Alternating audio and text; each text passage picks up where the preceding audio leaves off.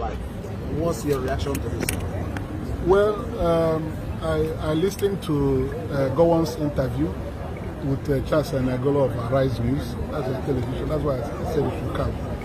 I listened to him, and I felt so sorry with the things he said. The reason being that at 91 years of age, I shouldn't be joining issues with him. But I remember that when Babangida launched his book and made revelations in that his book, I was on television again, I think it was Arise News, to speak on the fallout of that book launch, wherein I challenged Gowon to write his own book about the Civil War. Because Babangida stated clearly that the coup wasn't an Igbo coup. The Igbo people have suffered gravely because of that coup. A coup that was plotted to bring Awolowo out of prison and make him president of Nigeria. The actors had written their books, and that was their common program. And the coup didn't succeed. And the Igbos have been put to the wall because of it. I felt that with Babangida's clear statement that it wasn't an Igbo coup, and he named Yorubas and Northerners that were part of that coup, it was a big relief to me, and I challenged Gowon to write his own book so Nigerians will read. So I was therefore disappointed that yesterday he granted an interview which showed the sign of dementia on his part. At 91, he appeared to have forgotten the things that happened.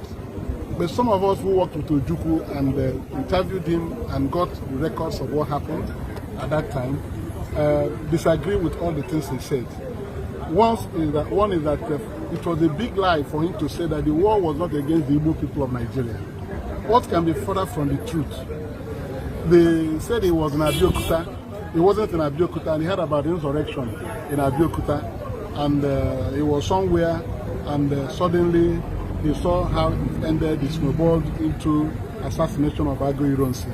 That he wasn't part of the coup, he didn't know anything about it, but he later emerged as head of state after the coup, counter-coup was organized. That is somebody telling lies.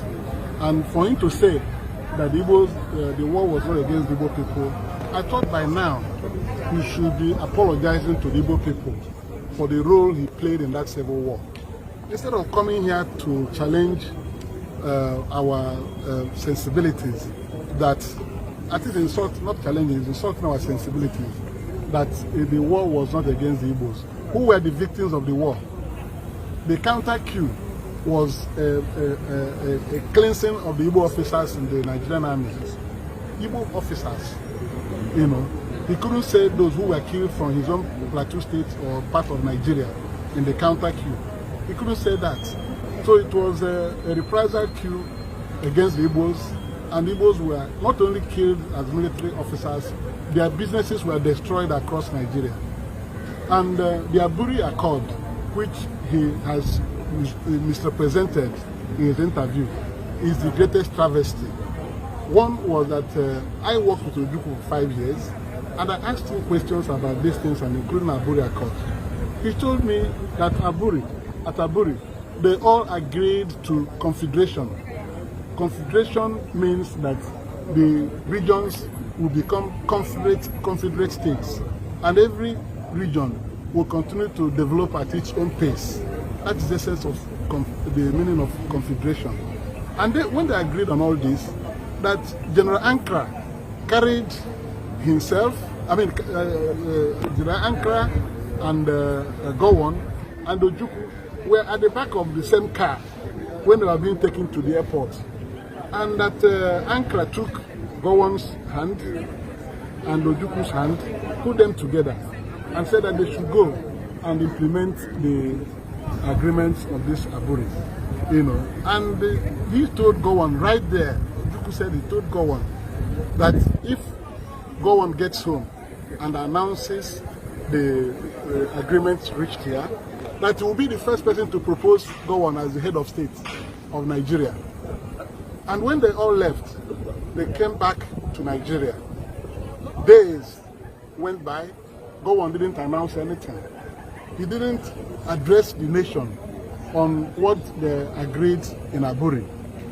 In Gowon's account yesterday, I was shocked to hear him say that when he returned, he had malaria. And because he had fever, he delayed his announcing the agreements reached in Aburi. So at his age, he didn't need to start lying. When he came back, his advisors told him to renege on all the things agreed in Aburi. So it was Gowon who plunged the country into that civil war. It was because he refused to announce the agreements reached in Aburi. Ojukwu waited for him, and things were not getting better. And Ojukwu now, well, I don't even think that he made a formal broadcast. He leaked the agreements reached in Aburi, and he was still waiting on Gowon to do the needful. Gowon now said that if Ojukwu had not said the things agreed in Aburi, that I wouldn't be anyone, that he would have said the same thing by himself, but if not for malaria that he was suffering from.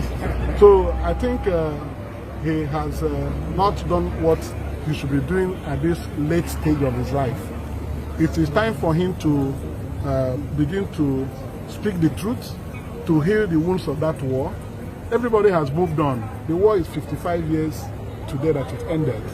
But to come back at 91 years of age and tell these obvious lies means that he is not thinking about how to live Nigeria in peace. He said he fought for Nigeria to be one. That's what he said. That the reason for fighting the civil war was to keep Nigeria as one. Is Nigeria one today?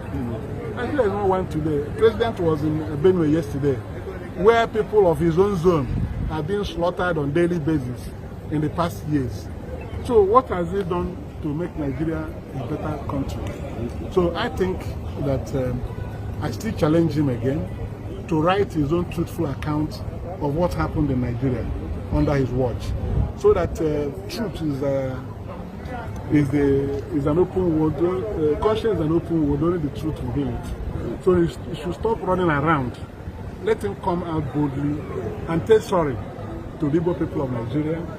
Because remember, the coup brought out Awolowo from prison. And instead of using Awolowo to unite Nigeria, he brought him and made him Federal Commissioner for Finance under his government. And they started driving economic policies that were aimed at exterminating the Igbos in Nigeria. So he was the person who laid the foundation for all these problems we're having. And he was the one who brought the Southeast, the Igbos and the Yorubas, at crossroads.